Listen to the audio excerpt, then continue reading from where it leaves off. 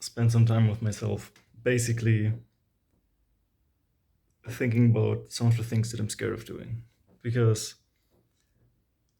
the more I approach my first goal of making more videos than last time when I quit and I got busy, which I guess I kind of did, but I also, was scared and bored and disappointed and all the human feelings. I kind of let myself get trapped, and it's happening again. You like feel it.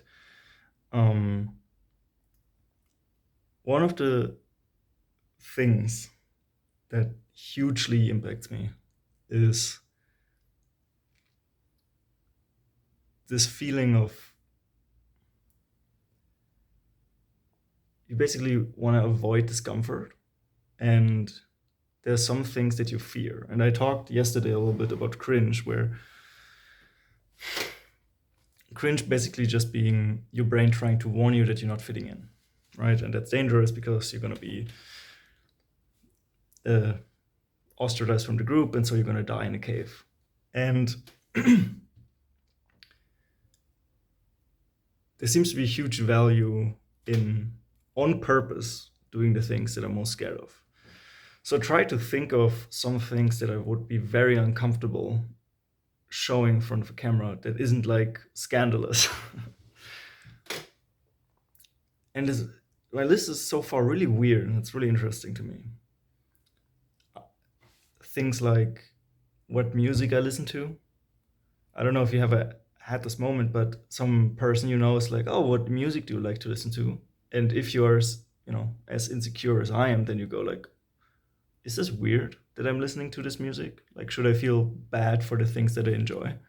And you like kind of end up picking something that's like widely acceptable. So you're like, "Oh, Red Hot Chili Peppers," and they're like, "Oh, that's so classic."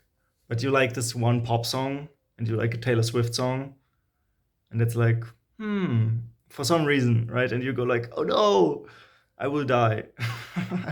I will die because I've mentioned my personal opinions and experience on this earth. um, General emotional vulnerability. So like me crying, me, being embarrassed, me, all the stuff that's like the truth, which is why mentioning it seems so important to me. Like the fact that I'm saying it right now, it sounds to me, if I was a second person, I was listening to myself, it's like, oh, you're scared of showing up as yourself.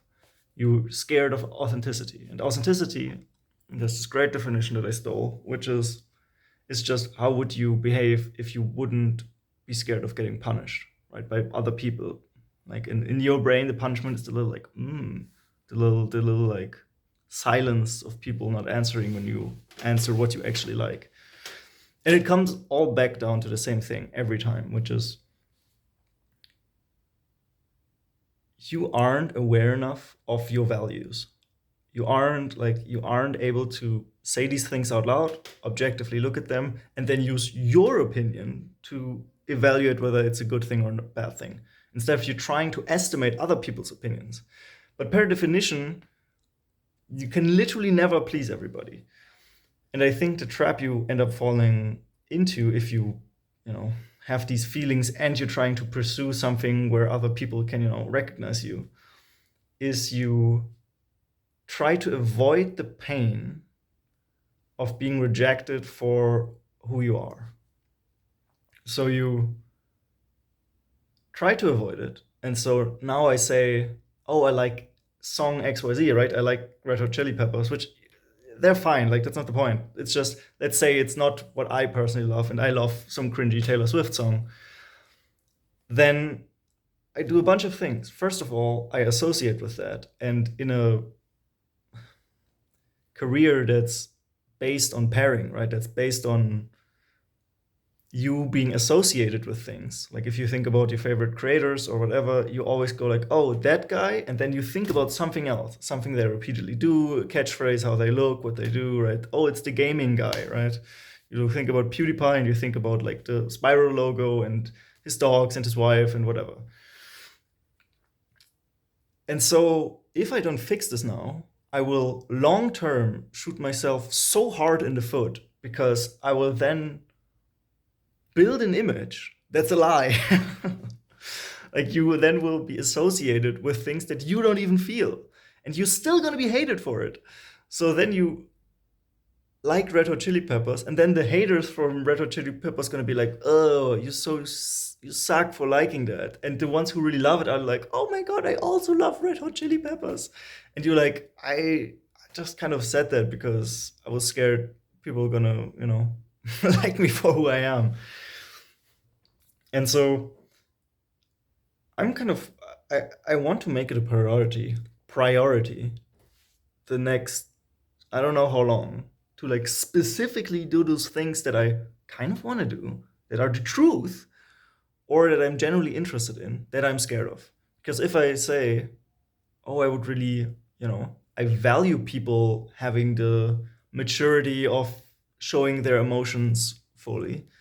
And if somebody did that to me, I would feel very, I don't know, connected to them, right? I would be like, wow, you like have the balls to cry for something because that's an emotion you have. And so I care about that. If I don't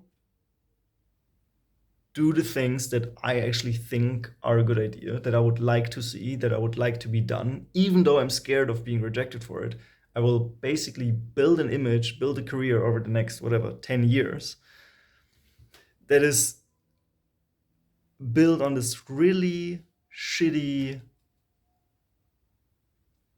ground, basically, like a building on a shitty ground.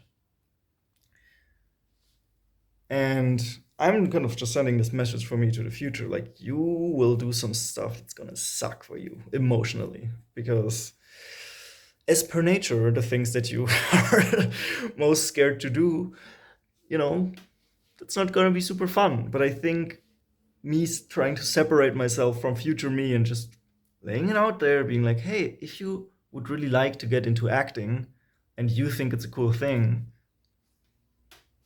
you might have to be okay with filming yourself trying to act something or like playing a character, because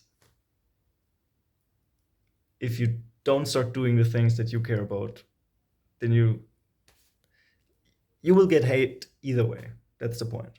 So might as well be yourself, and then the people who actually love you for who you are, like the real you, not the fake you. And I think that's a trap a lot of people fall into, and let's not make that.